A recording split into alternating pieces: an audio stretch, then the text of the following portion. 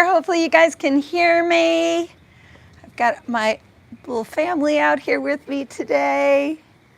Welcome, welcome. Gonna get going here in about 2 minutes.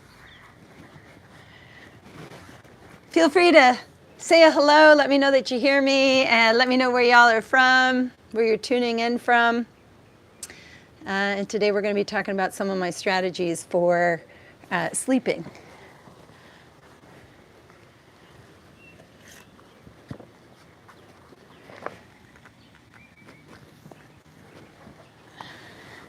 And it's so perfect what I found yesterday in CVS. I can't wait to share this with you because hopefully you guys will go out and buy this.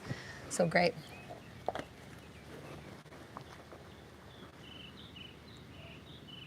Hi, Michelle. Good to see you. Happy.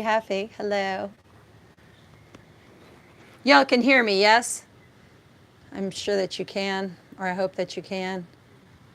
West Hampton Beach. Hi, Sue. Thanks for being part of it. Yes. Hi, Carrie. Awesome. Awesome. Super excited. This is, in fact, one of my favorite topics in so many ways, talking about sleep. So welcome all of you guys. Hi, Phil. Hi, Christine. Thanks, guys, for tuning in. So for those of you who don't know me, I'm Sue Hitzman. I'm the creator of the MELT method. If you are new to MELT, MELT is a simple self-care technique to help people get out and stay out of chronic pain, improve performance, decrease your risk of injury by tapping into the two systems of the body that support, protect, and stabilize us from day to day, and that's your neurofascial system. The thing about the neurofascial system is we're talking about the nervous system and fascia, and most people don't know very much about their nervous system. And about how a cumulative stress can fully alter how you live, function, feel, and every aspects of your emotion can actually completely inhibit your basic balance over your lifetime. So I always talk about pain because one of my wheelhouses as a manual therapist was to help clients get out and stay out of pain. And one of the biggest complaints when you're in pain is that you don't sleep.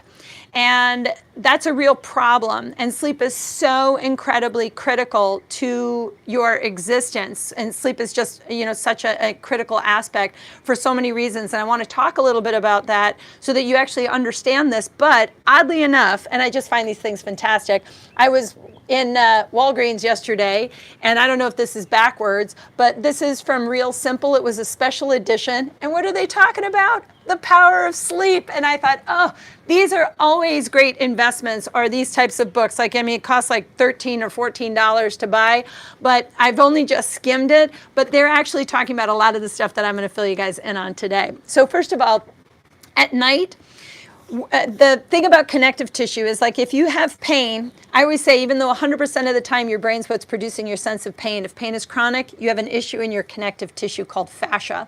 Fascia is a three-dimensional fluid-based matrix, and its primary role is to support, protect, and stabilize you on every level. I'm not just talking about how well you balance on a Bosu ball.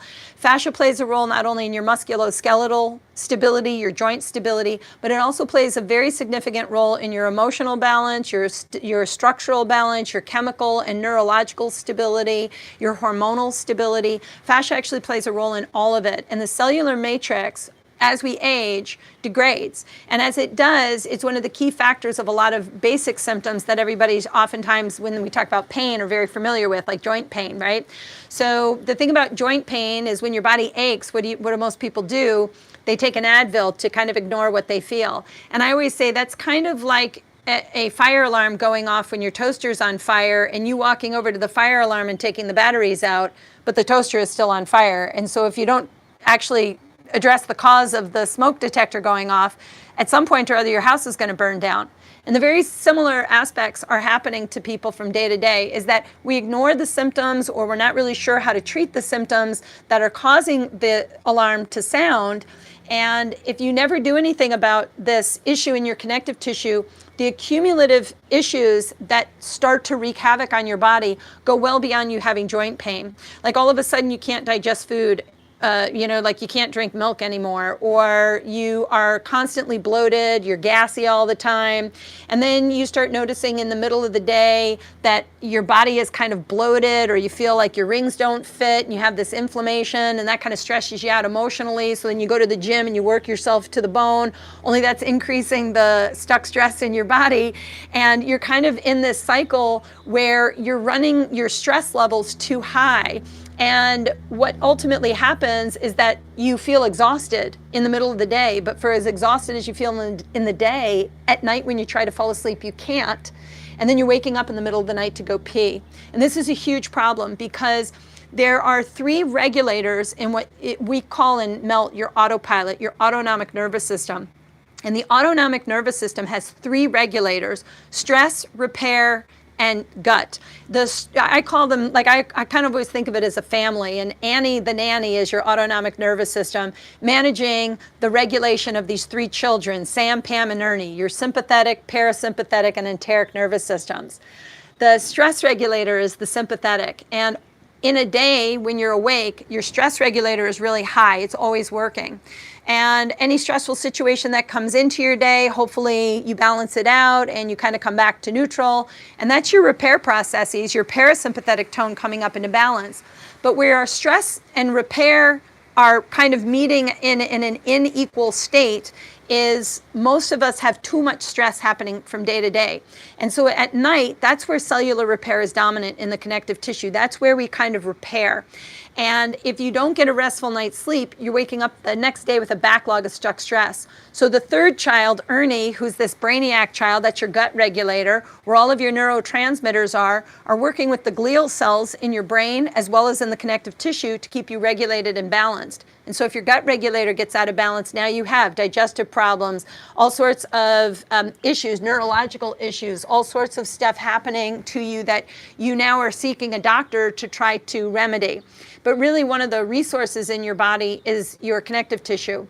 And there are aspects of your nervous system that you can quickly click back over and restore neurological efficiency. And so I'm going to teach you guys 2 sequences that I do as part of my bedtime routine to kind of teach you guys two moves. One is called the Rebalance Sequence, and I think we're going to do a little face treatment as well because it's one of my favorites that I do at the end of the night. A lot of the other techniques that I do with MELT, I'll watch TV and do it. But some of the things that for me are a sleep routine, I'm going to get to. But one of the biggest research papers that's come out in recent times is on something called the glymphatic system. Not the lymphatic system, which is actually inherently linked to the fascial system, but the glymphatic system. And it's a recently discovered macroscopic waste clearance system that utilizes a unique system of perivascular tunnels formed by what are called astroglial cells. And the glymphatic system in these astroglial cells are actually just promote efficient elimination of soluble proteins and metabolites from the central nervous system. So besides waste elimination, the glymphatic system also facilitates brain-wide distribution of several compounds, including glucose, lipids, amino acids, growth factors, neuromodulators, and just cells that you need to regulate. So the regulation aspects of how there's something called the Krebs Cycle, how we utilize energy is very impacted if we don't sleep. So it's kind of what's intriguing about the glymphatic system is it functions mostly during sleep, and it's largely disengaged during wakefulness. So when you're awake, this system is not really working. So it's important that we get a restful night's sleep because the biological need of sleep across all human beings, all species in general, actually can reflect the brain. It really just has to enter a state of activity that enables elimination. And if we don't click over into that elimination aspect for our brain, this, I think, is where everything from emotional issues and not being able to manage stress starts to arise. But more than anything, it actually has a significant role in things like Parkinson's and dementia. So sleeping is super critical. So a couple of things that I would recommend for your pre-sleep treatment, I'm going to give you a pre-MELT treatment, but some other things that are kind of out of the scope of melt that you could do for yourself, number one, is about an hour before bedtime, dim the lights, turn your lights off, maybe light candles, just bring the lights down, take your phone and put it aside, you're done for the day, stop texting or using the blue light just before bed, don't sit in your bed and read from your tablets or your computers. Give yourself about an hour before you go to bed to boost your body's ability to settle you down. If you're looking at your tablet before bedtime, you're increasing the stress in the wake state of the body, and we're trying to bring it down. So remember, the stress to repair regulators the repair regulator needs to become dominant at night. And if you're going to sleep with your stress regulator really high, it's going to take you that much longer for the repair processes to occur. So for a lot of people, if it feels like it takes you more than, let's say, 10 minutes to fall asleep, that's actually signs of this dysregulation in the nervous system, and ultimately that lymphatic system is going to pay a really radical price and cause a lot of mental imbalances for you. So again, from bipolar and Parkinson's to real disorders to just you being kind of grumpy and kind of having a bad attitude for no reason might actually be playing a role in your sleep. Maybe that's why you have it. Okay, so that's number one. So again, an hour before you go to bed, turn all the lights down, get rid of the phones. I know that that's really tough for some people because it's like they want to be texting up until the minute that they go to bed, but it's one of the critical ones. Now, some other things about sleeping. Can you sleep in a cool room? A room that's cool. A room that's hot might actually dysregulate your hormone balance at night, especially for women. If you feel like you're waking up around 2 or 3, between 2 and 4 a.m., there's something called the circadian rhythm, which is when certain organs are dominant. And one organ that really works hard for you at night is your liver. So some other things to not do before bedtime is drink alcohol and caffeine. I would tell you to stop drinking anything that has caffeine in it at all after 2 p.m. I would make 2 p.m. your cutoff. And if you're tired at 4 o'clock, well, be tired near 4 o'clock, okay? But that's a big thing. For people who have night shifts, they tend to be the ones that radically throw off their circadian rhythm. It's important we sleep at night, so try to think about these things. Another really good tip is try to get to sleep at the exact same time every night if you can, right? So no alcohol, no caffeine. If you are going to do alcohol consumption, try to do that many hours, like maybe do that at dinner around 5 to 7 if you're going to bed at 10, okay? You are really wreaking havoc on your liver's ability to settle you back down if you're drinking a lot of alcohol at night. So limit the alcohol consumption. So those are some of the big ones for sleep regulation. Also, I wear an eye mask when I go to sleep. Even if you sleep in a very dark room, I highly encourage you to use an eye mask. It will help you with the serotonin and dopamine regulation that happens during when you start to wake up, and it'll also help you to balance out your deep and REM sleep. Deep sleep is actually where more cellular repair is occurring even than REM, but REM for brain health is super critical, okay? Another thing is if you sleep with animals, and this little guy, unfortunately, Baron, is getting old. Both of these guys are 18 years old this month, coming up in April, and starting to wear down, and so sometimes they disrupt my sleep. So I can't use regular like earplugs, but they have these really cool ones that I would highly recommend you find. They look like little pieces like a gummy, and instead of putting them in your ear, you put them around the ear hole. So I'm not going to put it into my ear. I kind of expand it, and it becomes a shield. And it will, you won't be able to hear anything but your alarm in the morning, and it's pretty incredible. If you sleep with somebody who snores and you can't move them to another room, this is a really great thing, is to sleep with earplugs in, so that you alter the frequency of sound and you hear more what's going on inside of your ears.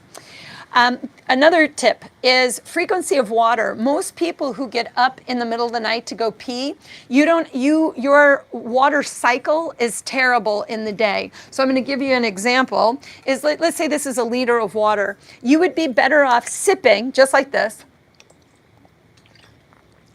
sipping one good gulp every 15 minutes and making this liter of water last for 3 hours, rather than drinking the whole thing and then not drinking for 3 hours, which is what a lot of people do. They drink a whole bunch of water in one short clip, but then they go 3-4 hours and they don't drink anything.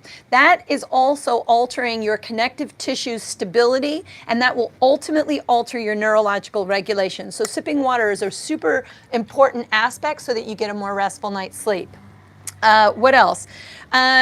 Just your own moods. If you find that you are a mood fluctuating kind of a human, we definitely want to get you into a better sleep cycle. Sleep is part of the survival mode. And again, our autonomic nervous system and the fight, flight, or freeze response is your stress regulator, is the sympathetic nervous system. And our fight, flight, or freeze regulator for a lot of people is just very dysregulated. It's too high in tone. And if what you're doing is waiting for sleep to balance the parasympathetic state, the repair back, the disruption is going to occur throughout your entire body. So remember I had mentioned this story of kids. You've got Annie the nanny regulating 3 children, Sam, Pam, and Ernie. Sam is like the stressed out kid. He's the ADD kid. He's always in everything. He's playing Xbox, and he's got his action heroes, and he's doing a puzzle all at the same time, and he's eating food all at the same time. Pam is the Om Shanti child. She's the more organized person. Her room is all colors of pink. Her dolls are all organized from taller to smaller. All of her books are alphabetized. She likes to use the vacuum. She likes organization. Ernie is that brainiac child. He's the one that's doing a ton of things in the household and does not need his parents' permission to do it. He's building an addition on the house. He's writing a dissertation in physics. He gives his parents marital advice and tax return information, right? He can do so many things. That's your gut regulator, right? Our gut works very independent of the brain. And in fact, the neurotransmitters and things like serotonin are produced in the gut, and the brain is utilizing those to create that calm, balanced feel. So if Sam gets into Pam's room, there's going to be havoc because Pam's room is going to get all disorganized. But if Sam gets into Ernie's room, if the stress gets into your gut regulator, that's going to wreak havoc on the whole household, right? Because again, Ernie is doing the dissertation in physics, but he's also making the addition on the house. He's doing the taxes, and he's giving his parents marital advice. So if he can't do his job, it's a matter of time where you finally come into your home, you being the central nervous system, you finally start looking around at your house, and if you don't come in and care for your kids, your house is going to burn down. So we want to learn how to help Pam, the repair processes, calm her brother down and keep him out of Ernie's room. And the best way to do it is to enhance your parasympathetic nervous system in a waking state. And that's what I'm going to teach you how to do today. We're going to do a rebalance sequence, okay? So I'm going to be using the melt roller, and I'm going to go ahead and change the angle of my camera so that maybe you can see me from a slight bit of overhead instead of just straight on. And if you don't have a melt roller, the best thing you could do is roll up a towel, roll up a beach towel, and use a beach towel instead, okay? So one of the questions that I often ask people is, do they know how much accumulative stress they have in their body? And probably the answer is no, but the bigger question is, do you know, could you assess yourself for accumulative stress? And if it is altering your, what we're going to call your neural core, the stabilization aspects of your neurofascial system, is it altering the balance and the regulation of mobility? And if it is, then we want to see if we can remedy that. So what I'm going to have you do, thank you, Newt, I'm going to have you guys first start by just lying on your back with your palms faced up and your arms and legs extended. And this is one of the treatments that I do before I go to bed, and it's a beautiful way to do 3 things. One is to give yourself permission to go into your body and sense what you feel. After you've been working all day, the best way to de-stress is come back into the body, okay? So I'm going to invite you first to just lie still with your palms up, and with me, just go ahead and breathe in. And just notice how your body expands when you take the breath in, and as you exhale, notice how your body settles back to midline. Hi, cutie. And then you're going to do it again. You're going to breathe in, and we're going to expand, and we're going to breathe out, and we're going to notice how our body naturally returns. And just keep breathing in and out. So as you're doing this, you're helping your stress response come down. The second real benefit of this is it's an easy way to assess your body for a cumulative stress, and it's also a way for you to eliminate it is by just becoming more aware of what you begin with. So we're going to create a body baseline for you. So to assess yourself for what we're going to call autopilot inefficiency and a cumulative stress of your autonomic nervous system and too much stress in the connective tissue system is without fidgeting or adjusting or moving about. Try not to fall asleep. You can close your eyes if you want. But what you want to start noticing are the areas of your body touching the ground. I'm going to call those masses. And there's also areas of your body not touching the ground, and I'm going to call those spaces. So if you can use your body sense and just become aware of what's on and off the floor for a moment. And then what we're going to do is evaluate your body for a cumulative stress. So there's 3 areas this stuck stress in connective tissue loves to live. The shoulder girdle, our torso, our diaphragm, and the pelvis. So in this neural core region.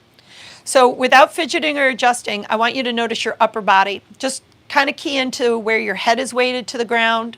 Ideally, it's right behind the bridge of your nose. Notice if your head feels like it's tipped back or off to the sides. And then use your body sense, and without fidgeting or adjusting, notice your arm weight from the back of your hands up to your shoulders. Ideally, your arms are evenly weighted to the ground. I want you to tune in and notice if one side of your body, one arm, actually feels like it's more integrated into the ground. And then in your upper body, the most telltale sign of accumulative stress in the shoulder girdle is feeling most or all of your back weight is way up on the shoulder blades. You might actually feel the edges of your shoulder blades digging into the ground. But when you use your body sense without moving, if you feel below the shoulder blades, right in this mid-rib region, this part of your back actually feels more lifted and the shoulder blades feel more weighted. That's a really telltale sign of accumulative stress altering neural core efficiency. Okay, so just kind of key into that. If you're not sure what you feel, you could also turn your head left and right. And just notice if you have limited range, pain, or your shoulders move for you to turn your head. Okay, and then come on back to center. Take a nice breath in. Just try to remember what you feel in your upper body, and then start to notice your low back space. I'm going to let you cheat on this one. I'm going to let you stick a finger in your belly button. If you have a lot of accumulative stress in your diaphragm, which is going to alter your neural core's efficiency, you're going to feel the arch of your back goes well beyond the belly button. Actually, you might actually feel there's more lift in the upper part of the thoracic region here than the lumbar spine at all. So if you're feeling you've got more lift above the belly button than below, just key into it. Okay, if you feel like you got a really big arch in your back, just remember it. Don't try to fix it. Don't push your back to the ground. Cut all that out. And then take another breath in and out and notice your lower body. If accumulative stress is altering pelvis stability and, again, neural core efficiency, you'll feel like you're lying on your tailbone rather than 2 evenly weighted butt cheeks. And the back of your thigh masses, those will feel more like spaces. So if the back of your thighs don't feel like they're touching the floor at all on one or both sides, make a note of that imbalance. You can use your body sense and scan down the rest of your legs. Notice if your calf mass feels even or not, or if the ankle, if the heel mass feels even or not. And even kind of pay attention without looking at your legs. How do your legs turn out? Ideally, they feel like a letter V, northeast, northwest. Notice if your feet feel like they're pointed east-west, or more importantly, they're pointed due south. They're pointed away from the ankle joint. Okay, so if you're noticing any of those, just remember it. So I'm going to point out 4 common imbalances before we assess your autopilot. So I want you to commit these 4 to memory, because we're going to see if just doing 2 sequences, if we can eliminate any of the 4. So if you're lying there and you feel most of your back weight's on your shoulder blades, you got a lot of tension above the belly button, you got a big arch in your back, your tailbone's really pronounced on the ground, or the back of your thighs are off the floor, try to remember which ones you have. And then if your neural core, if you've got 1, 2, 3, or all of those, or all 4, if your neural core is out of balance, divide yourself into a left and a right half and notice from ear to heel, left to right. If you feel like your one side of your body, from ear to heel, one side of your body feels more weighted or one leg feels longer than the other, that's autopilot inefficiency. That's saying that all of the imbalances that you have in the connective tissue system is altering your autonomic nervous system's ability to regulate and find balance. And that's just, you just want to know it, it's just information. Okay, so one more time, turn your head left and right and try to remember what you feel here, because we're going to do a little bit with the neck as well. And then bend your knees. You're going to roll yourself on your side. You're going to come on up to sitting, and we're going to lie the length of our roller. And the best and safest way to get on the roller is to squash the bottom of it with your hips so that your hips are really at the end, so that when you lie back, your head is going to land on top of the roller. So we want to find our head resting at the top of the roller. And don't mind all my crazy hair, all my crazy braids. So I've got my head on the roller, I've got my spine on the roller, I've got my pelvis on the roller. If you don't feel like that's happening, just inchworm yourself down, make sure your head lands on the roller. Your hands are going to come on down to the floor. And the very first melt move you're going to do, your feet are hip width apart, knees bent. You're going to do gentle rocking. You're going to kind of tip your body and catch yourself with one arm. And then you're going to let your masses tip over and you're going to catch yourself with the other arm. And then you're going to push with your arm and you're going to catch yourself. And then you're going to push and you're going to catch yourself. And I just want you to continue to do that gentle rocking and just breathe. Go back to that breathing in, feeling your body expanding, breathing out, feeling your body relaxing. And as you create this gentle rocking, I want you to really think your spine is Velcroed to the roller. So your spine's not moving at all. Your body is just ebbing and flowing. And in MELT, we call this a reconnect technique. It's a way for your autopilot to reconnect to your center of gravity, which will help to down-regulate that stress response. So we just want to give that about 30 seconds. Then we're going to come back to a center point. And another way to help your autopilot reconnect to your center of gravity, your pelvis, place your hands right on your pelvis. I do it like a pizza pie. My thumbs are together. My fingertips rest on my pubic bone. The heels of my hands are on my hip bones, and my thumbs are kind of tucked under my belly button. And we're going to do two subtle motions. The first is called the tuck. You're going to curl your pubic bone towards your nose. That's going to elongate your low back to the roller, and just hang out there for a second. And I just want you to notice, how did you get here? How did you get to the tuck? If you feel right now you're pushing into your feet, you're squeezing your butt cheeks, or you've lifted your hips, cut all of that out. Just return to neutral and try it again. Try to tuck your pelvis without pushing into your feet or squeezing your butt or changing anything else. Now notice where your ribs are. Notice where your spine is resting on the roller. And as you untuck your pelvis, use your fingertips, push your pubic bone away from the belly button. That's going to make your tail land to the top of the roller. And it should increase your low back curve somewhat. But if you feel like your ribs just darted up to the sky, no problem. We're going to go back to our tuck. We're going to stay here for a second. We're going to put our hands on our rib cage, and we're going to focus on where we want to stay stable. And then we're going to untuck. We're going to go back to the tilt. So without moving your ribs, see if you can tuck your pelvis without pushing into your feet, and see if you can tilt your pelvis without arching your rib cage. So you're just going to go back and forth, tucking and then tilting. Now, if you want, close your eyes as you do this, tucking and tilting. Now, some good ways to know if you're doing this right: if you put your hands on your belly when you tuck, you shouldn't feel your belly is paunching up into your hands. And then when you tilt, the belly stays relaxed. Okay, so although the movement is coming from the abdominal wall, it's coming from the rooted and reflexive core. It's not coming from your legs. It's a subtle activation, and so you're not using rectus, so there shouldn't be a belly paunch as you tuck and tilt. If you want, on these last three, you can take a sip of air, and as you exhale, go through your tuck. And then take a breath of air, and then exhale as you tilt. So just tie your exhales to the motion. Do it 2 more times. Exhaling and tucking. Exhale and tilting. 1 more time. Exhale and tucking. And exhale and tilting. So now find somewhere in between those 2 spots where you're not actively tucking or tilting. Keep your pelvis nice and relaxed. Next technique is called the 3D breath breakdown. 1 hand on your chest, 1 hand on your belly. All you need to do is take a slightly slower than normal inhalation so that you feel your chest and your belly both expand as much as your back body is descending. So you're inhaling depth into your body so that your body expands from a midline up to both hands and down to the roller. And then you're letting the breath return you back to midline. So slow down your breath as much as you need to so that you feel that you fill up air in your chest and your abdomen. And then as you exhale, just feel your body relaxing back in. Now again, if your body is listing or tipping on the roller, especially if your eyes are closed, don't stop it. It's a good indication we're helping to down-regulate the stress response. picking up new information with your breath. And then exhale. Okay, so now you're going to bring both hands onto the sides of your rib cage, and in the same fashion, we're going to take 3 slightly then slower, 3 or 4, into the sides of your body, inhaling, feeling your body expand widthwise, and then exhaling and returning it back to the midline. And again, we're going to inhale slower than normal.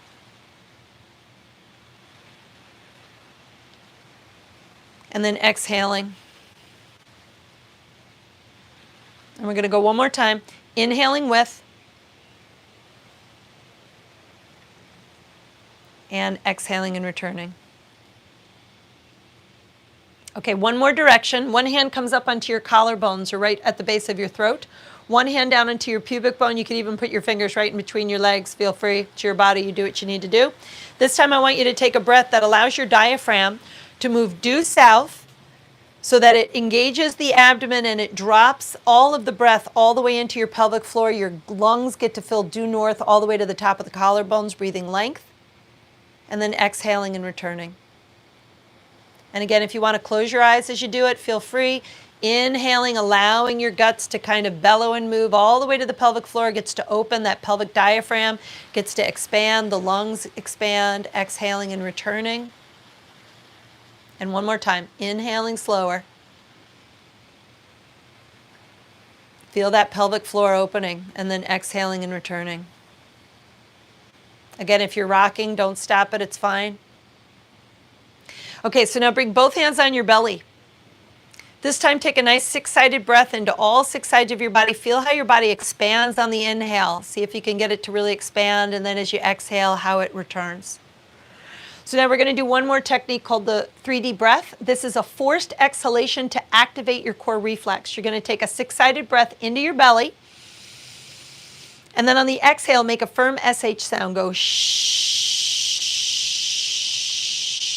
And keep that exhale going until there's no breath left. When there's no breath left, I want you to hold that exhale. And I want you to see if you can sense there's a hugging action, like as if you're hugging a baby in your belly. And then when you inhale, let it all go. Let your whole body expand. You could try an S sound, a S. So putting pressure more to the front of the teeth. Again, noticing if you can feel as you take that exhale, a slight hugging action, not just front to back, but side to side, top to bottom. Holding that exhale when you get to the end of it. And then inhale, let it go. Try an HA sound. Try a. Now, whichever sound draws your attention to that hugging action, I want you to practice it 2 more times.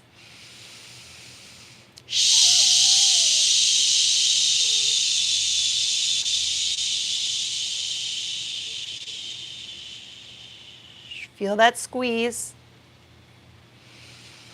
One more.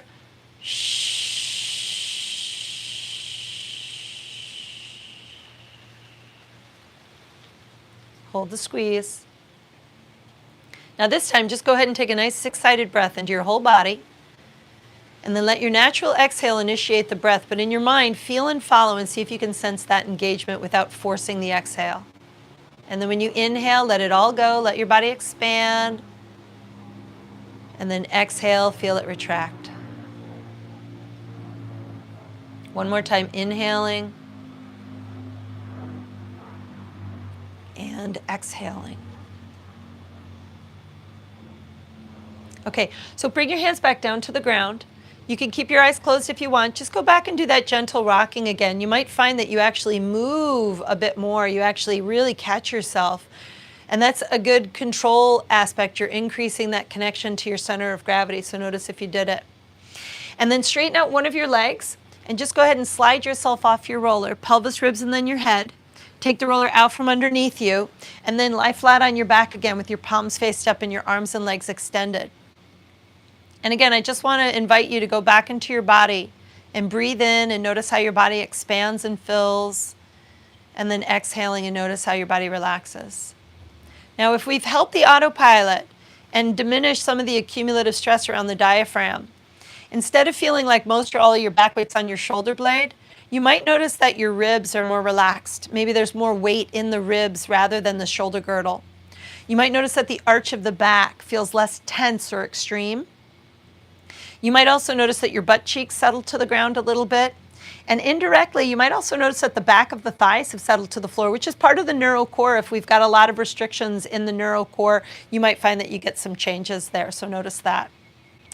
Now, divide yourself into a left and a right half from ear to heel. If you started off feeling really listed off to one side, notice if your body feels more balanced from left to right. And if you're feeling that sense of balance, this is such a great thing to do before bed, because what you're doing is down-regulating the stress, and you've actually boosted the body's neurological repair processes by settling your body back into midline. That'll really help to just decrease stress accumulation and bring you back to that midline. So notice if you have that. Now, we haven't done anything for your neck directly, but turn your head left and right.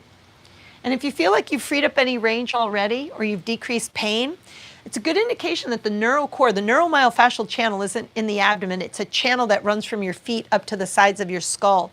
So if you feel like you've freed up range, then definitely activating the diaphragm can really help you in the future to keep yourself less stressed out. So roll yourself on your side, and we're going to do a neck release sequence, but what we're going to add is one of my favorite treatments, which is a face treatment. I'm going to bring this down a little bit so you can really see me on this one. So hopefully that one feels pretty good, what we've just done for you. Okay, so now we're going to start side lying, and the best way to do this is to bring the roller behind you a little bit, and I want you to put your ear hole right onto the top of the roller so that you can't hear me for a second. And then once you're there, you're going to take your bottom arm and you're going to slide it out so that you're not lying on your shoulder joint. And also notice if you feel like you're lying on your bottom hip bone. If you feel a lot of the bony protuberance on the side of the hip, that's called your greater trochanter. If that thing's kind of really hitting the floor, just take your top foot and put it on the ground and then try to roll your bottom hip back so that when you restack your legs, you feel like you've got more weight on your thighs, less weight on the hip bone. It's so funny that Newt's here today. She's never here. She's making her cameo. I love it. Okay, so look, instead of having your ear hole on the roller, all you need to do is just roll your head back a little bit so that you can hear me again. And where you're going to be on is the base of the skull, right near your earlobe. Okay, so right behind the earlobe. And once you have the roller there, we're going to do a compression technique called a shear. And what a shear is, and a great way to sort of feel this is if you were to take your hand on your cheek, you're not rubbing your fingers against your cheek. You're not rubbing the roller against your skull. You're pinning the skin and you're dragging it on the underlying plane. It's like taking the inside of your cheek tissue and you're rubbing it on your teeth. Okay, so same thing here. I'm pinning the skin against the roller, and I'm going to create these small circles or subtle head turns to create that shear effect right at the base of my skull. So I don't feel that my hair is scratching or rubbing up against the roller. I'm pinning the skin against the roller and I'm dragging it on the underlying substances. And then we're just going to pause there for a second and give the tissue a moment to adapt. Now, right where you're compressing, this is where the vagus nerve is most exposed. So it's a wonderful treatment to do to just, again, boost the heart rate variability and improve your balance, improve how you're going to sleep. It's going to, again, improve your repair processes. So the next place we're going to go is your jaw. So all I do is I just look down toward the roller, like as if I'm going to put my nose to the end of the roller. I just push that roller back, and I'm going to rest my jaw onto the roller. And this is where the trigeminal nerve is. So if you have the roller in a good place, the way that you'll know is if you just make the word ya, ya. You should feel that the roller is kind of pushing into the jaw. You might almost feel it translates a little bit over to the opposite side. Yeah. Yeah. And that's called an indirect shear. So it's a nice movement to do. Just a little open and close of the jaw. And then I want you to do just what we just did on the base of the skull. You're going to create small circles. And whatever way your brain thinks the circles should go, let's try to go the other way.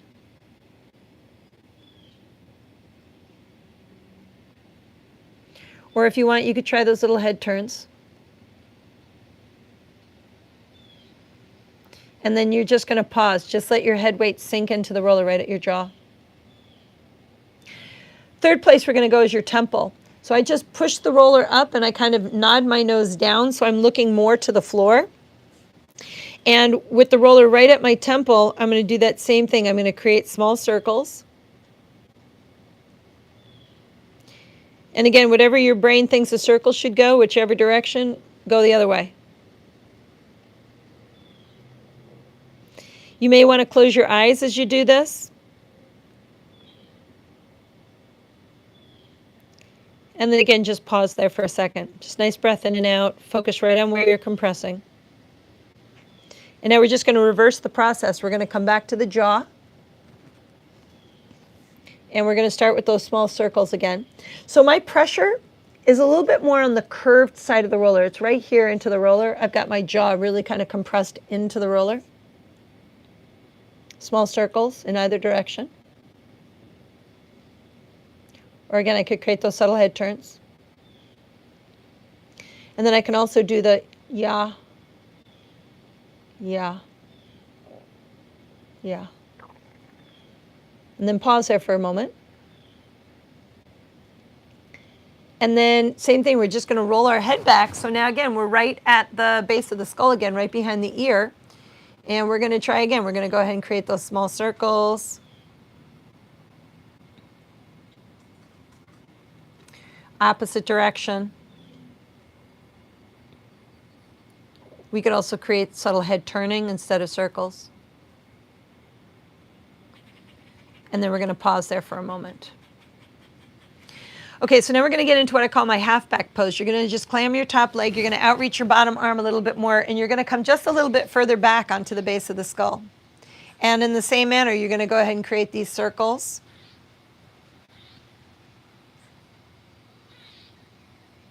Either direction. Or you could create those subtle head turns. So remember, you shouldn't feel your hair scratching up against the roller. You're pinning the skin between the roller and the underlying substances beneath your skin layer. And you are shearing those substances against the skull bone. And then same thing, we're just going to pause there, give the tissue a moment to adapt. Okay, so we're going to go over to the other side. I'm going to flip around so you can still see me, but you could just flip yourself around if you want. And we're going to just perform the exact same thing. We're going to lie on our side. We're going to put the ear hole against the roller. I'm going to come up a little bit closer so you can really see me here. Okay, so I've got my ear hole on the roller. And then I'm going to outreach my bottom arm so that I'm not lying on my shoulder. I'm going to check in with my hip. I don't want to feel like I'm putting my hip joint on the ground. I can kind of roll my bottom hip back. You see how I do that? I roll my top hip forward, bottom hip goes back. I restack my legs. And then once I'm here, same thing. I'm going to start with my small circles.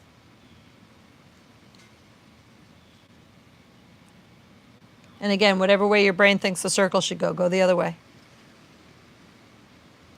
Or pin the skin and create subtle head turns.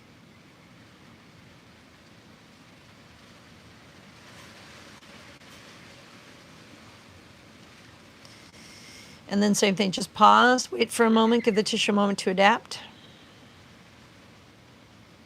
And then we're going to come on to the jaw. So again, I'm just going to turn my head towards the roller. Again, my jaw is kind of compressed into the curved side of the roller. I've got my jaw on it. How do you know? Yeah, yeah, yeah. Might be actually hard to translate the jaw because the jaw is being translated over to the top side. And again, I can go ahead and create my small circles. Either direction.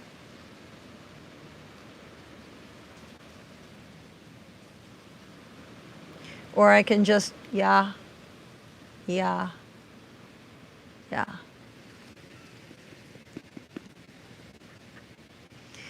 And then we're going to go to the temple. So again, how do I go to my temple? I look down a little bit. I rest my temple against the roller. So again, I'm kind of, see, I'm on the curved side of the roller, just not at the absolute top. I'm along the curve, looking down. And I'm going to create those small circles. So small. Right? Remember, you're pinning the skin and you're trying to basically, like working fluid into a sponge on the underlying substances of the skin. You're creating a little shear effect.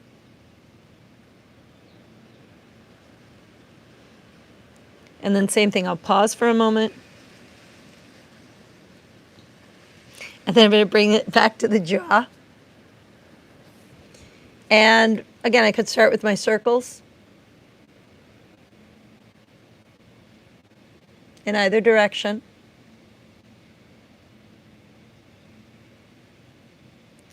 Or I could go yeah, yeah, yeah, and then pause. And then again, just let your head kind of fall back a little bit and come right back to the base of your skull again. Small circles.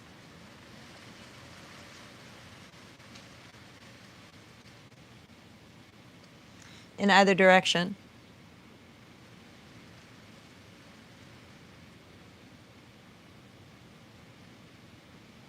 Again, you could do head turns.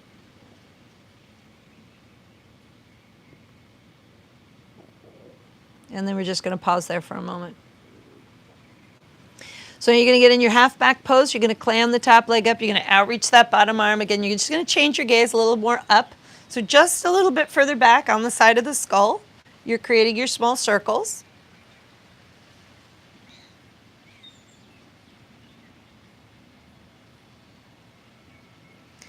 Or your head turns.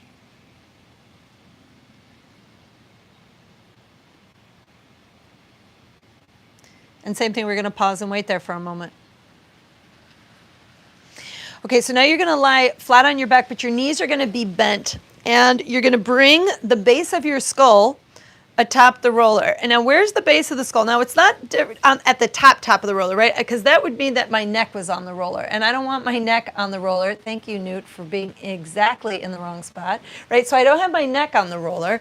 I've got the base of my skull on the roller. So the best way to set that is if you tip your nose up to the sky a little bit, like you're going to kiss somebody who's a little taller than you, or you're smelling something good in the air, and then you set your roller up, you'll find the base of your skull. If you put your fingers on your hairline, the hairline shouldn't be on the roller. It should just go a little bit off, okay? And then another good way you can tell you've got your head and the roller in a good position is if you turn your head left and right, the roller's not going to move away. It's going to stay exactly in that same spot. So if it's slipping up your head, you started with the roller a little too high, or you're dropping your chin down. And if it's slipping into your neck space, you just started a little too low. So it's just about, practice to figure out exactly that sweet spot. And if you have the roller in the right spot, you can do what looks more like a figure eight. I think of it like a backstroke with my ears. And I kind of spin my skull. Now, just so you know, these two sequences, I've been doing some stuff coming up in April. I've got one of my sleep maps, which has all of the lower body work, the low back techniques, and some of the stuff that I do on my legs, which will also help for like restless leg syndrome, people who have numbness in their legs. It's a great map, but again, I'm just showing you a couple of pieces from it today. And again, you're going to pause here for a second. Just give the tissue a moment to adapt. And now we're going to decompress your neck. And that's such a valuable thing to do before bed. So the way to do this is tip your nose up again and place the center of the back of your head atop the roller. So it's just a little bit up, maybe about an inch higher than where you just had it. And again, the roller should be right at the center of the back of your head. And the real trick of this is to keep your pressure constant. So I want you to almost actively participate in kind of feeling like you're compressing the back of your head just a little bit onto the roller. And then take a breath in. And on an exhale, just nod your nose down. And notice if you lost space in the front of your neck. Think about nodding as being more of a length between your shoulders and the back of your ears. And then take a breath in. And on an exhale, lift your chin back up. And then take another breath in. And on an exhale, nod your nose down. And then take another breath in. And on an exhale, lift your chin back up again. Do that 2 more times. Exhale and nod your nose down.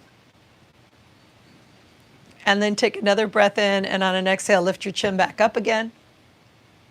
And one more time, nod your nose down.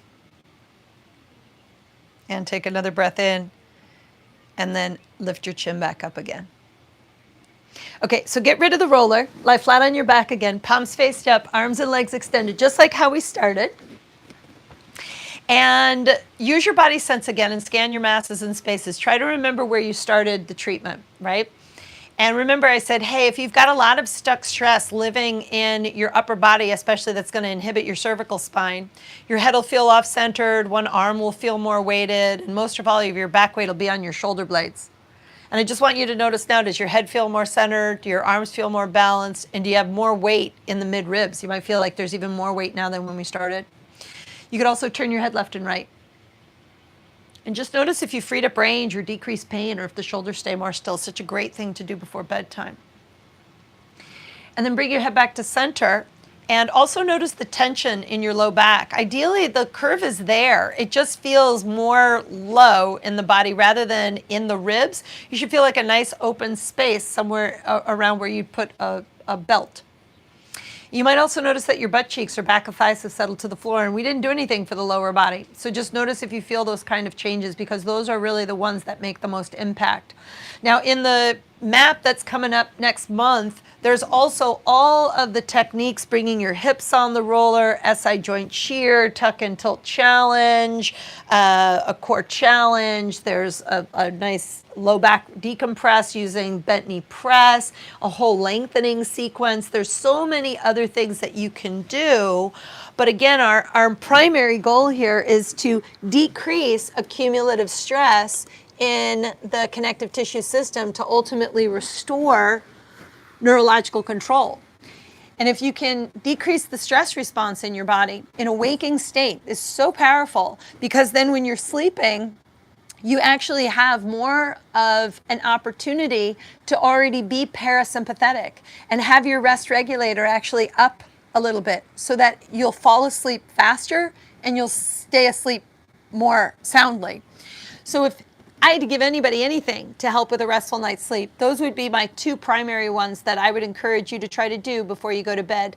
Now again, before I go to bed, sometimes I watch a little brainless TV, and some of the other things I do, like back thigh shear, calf gliding and shearing, inner thigh, and I spend 10-15 minutes on my legs alone and just watch an hour TV show and just spend an hour doing some of the compression techniques. And the really important thing, remember, I talked about the aspects of the lymphatic system. The glial cells that are living in your brain that are kind of like the vacuum cleaners, junk dumping, getting toxins out of the brain, are also living in fascia throughout your entire body. So these glial cells are super critical to keep hydrated and active so that they're mobile and so that they do their jobs efficiently. So if we can't get a restful night's sleep again at night, that's where cellular repair is dominant. And if you're not getting a restful night's sleep, you're going to wake up the next day with that backlog of accumulative stress.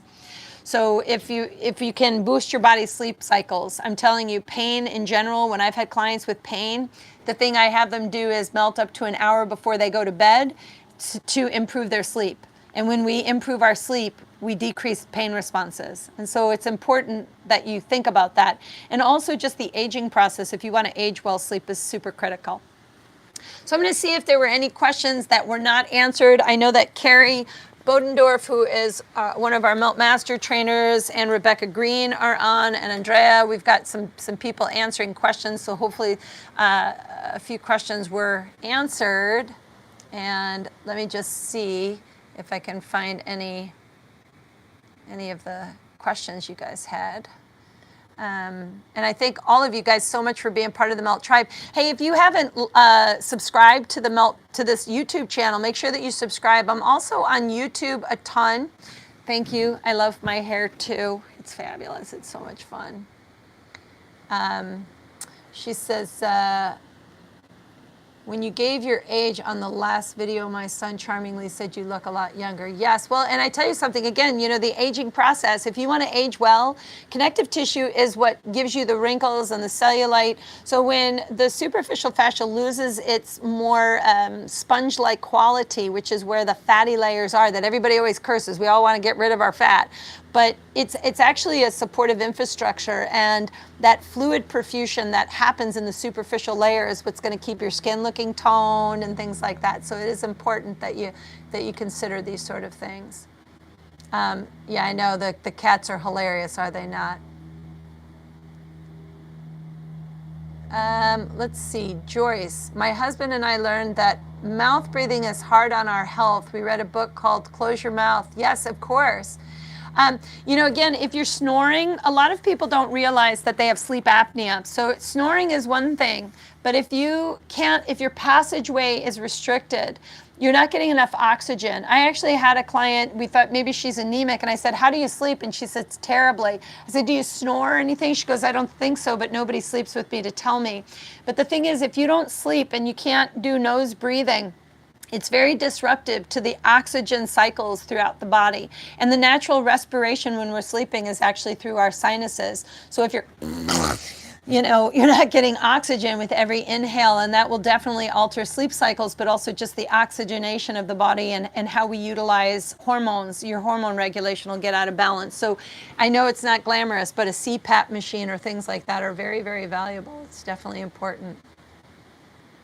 And yes, Joyce is saying not sleeping well is totally new since menopause, still rare and grateful. And it really is, menopause is such a tricky thing, but if you can help to support your body's sleep cycles, that is your best bet. So again, what you eat, what time of day you eat. Try to eat earlier if you're going through menopausal symptoms. Try to eat your dinner before 7 p.m. if you're going to sleep at 10. Try to get to sleep at the exact same time. Turn down the lights, light some candles, maybe use essential oil, something like lavender to quiet you down. Melt your feet.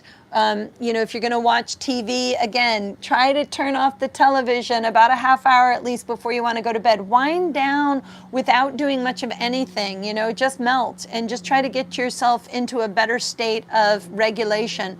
I think that we sometimes work against ourselves. We say, oh, I have all these symptoms, but what are we really doing to manage the symptoms? And could it be that a lot of our habits are actually what cause the symptoms, because we are drinking alcohol? And people will say, oh, yeah, but I have to have a glass of wine because it winds me down. And I'm like, it might wind your brain down, but you know what it does is it winds your liver up. And what helps you to down regulate is your liver, not your mind. Your mind shuts off at night. Your liver goes to work. You put alcohol in your body, you're making your liver work harder. You're not going to sleep well, and your mind's going to get crazy. So help a sister out here and stop drinking your alcohol, okay? Like, lower that alcohol intake. I had clients talking about wine o'clock when COVID happened. And I said, just because you're at home doesn't mean you can drink alcohol all day long, right?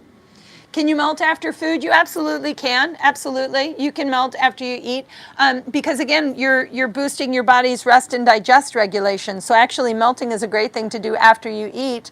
But lying supine, if you're going to lie on your back, I would, maybe wait a half hour at least so that your body can actually move some of what you've eaten. I think that's always a great thing. Christine says that when she lies on the roller and begins the back and forth, the rocking motion, or when she does the tuck and tilt, she gets a muscle cramp between her blades. Ah, yes. And that's it, Christine, is that if the second you lie on the roller, what are you doing? You're allowing your lungs and your diaphragm to actually set back in the body. Your ribs are free now to get breath into the back body. And that's so rare. And so if the intercostals, which is the pleura of the lungs, which is part of the neurocore, is kind of adhered so much that it doesn't have it slide and glide against the many layers around the diaphragm and the lungs, it as soon as you inhale, it'll give you a cramp.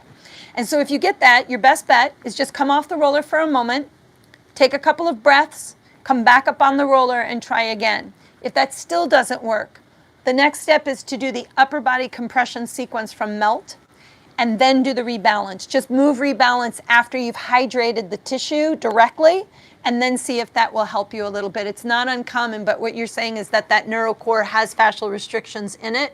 And so we want to see if we can just juice it back up again so that supple quality is there for you. So hopefully that helps you, Christine. Can you do melt after food? Yep, you can. You can melt after food. Yes. Nita, you definitely can. Janine says, I have pockets of fluid below my knees. Could melt help with fluids? Yes, Janine, that's it. That's exactly right. Like if you have a Baker's cyst or something going on, maybe you have poor blood flow moving through your legs, poor circulation, right? The thing about accumulative stress is accumulative stress loves to live in spaces where fascia is extra durable. And where are the three largest spaces in our body? our abdomen, where we have no bones, right here, our cervical region, and our knees, the three largest spaces in the body. And so cumulative stress loves to live in these areas. And when it does, it entirely helps enhance the hydration effect. If we don't have movement here, melt can entirely help to hydrate these regions of the body and get that supple, juicy quality back into the tissue.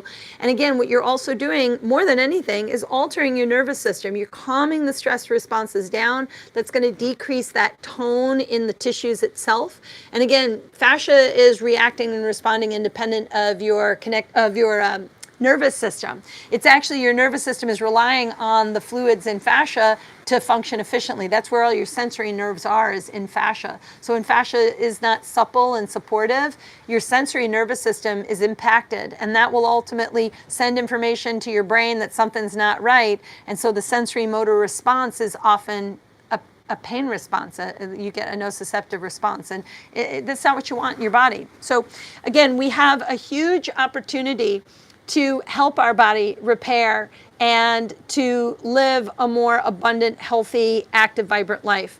And it definitely starts with sleep. Now remember, I found this, it's real simple. I don't know if this is backward. It's The Power of Sleep. It just came out. Again, this costs you about $14. It's a special edition from Real Simple.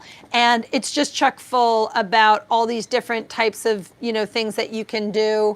And I just saw it, an eye mask. So I'm sure I haven't really read any of it yet. I've just skimmed over it, but it's pretty impressive. So again, if you're suffering with pain, any type of emotional issues, depression, bipolar disorder, mood swings, hormonal imbalances, any of these things, they're all fascial related.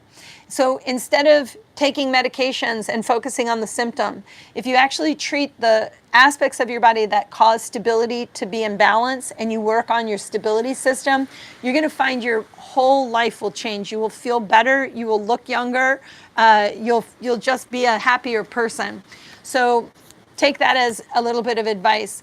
The last thing I would say is, if you don't have a gratitude journal, or you don't take a moment in the day to just come back to center and appreciate the present moment. Oftentimes we're really living in the past. We're talking about things that happened to us, and we call all of our friends and we tell everybody the same story. And actually, the more you tell the story, the more you are ingraining the problem in the body. But if we can focus in the present moment, because your brain doesn't know the difference between past or present or future. If you can say to yourself, that was in the past, and I've survived that moment in my life. And so here in the present moment, I'm safe, and these terrible things are not happening to me today. So in this moment, I actually have a lot of power and strength to move myself from that moment.